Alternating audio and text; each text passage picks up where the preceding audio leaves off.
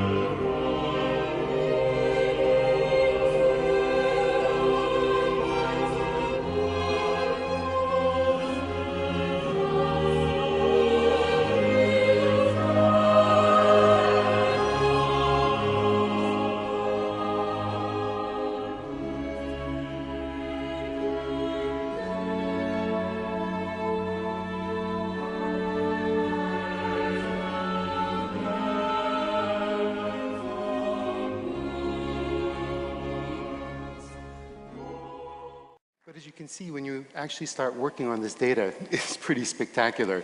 And as we kept on scanning more and more, working on this project, looking at these two simple cells that had this kind of unbelievable machinery that will become the magic of you. And as we kept on working on this data, looking at small clusters of the body, these little, pieces of tissue that were the trophoblast coming off of the blastocyst, all of a sudden burrowing itself into the side of the uterus, saying, I'm here to stay. All of a sudden having a conversation of communications of the estrogens, the progesterones, saying, I'm here to stay, plant me, building this incredible trilinear fetus that becomes within 44 days something that you can recognize, and then at 9 weeks is really like a kind of a little human being. The marvel of this information, how do we actually have this biological mechanism inside our body to actually see this information, the magic of the mechanisms inside each genetic structure saying exactly where that nerve cell should go. The complexity of these, the mathematical models on how these things are indeed done are beyond human comprehension. Even though I am a mathematician, I look at this with a marvel of how do these instruction sets not make these mistakes as they build what is us. It's a mystery, it's magic, it's divinity.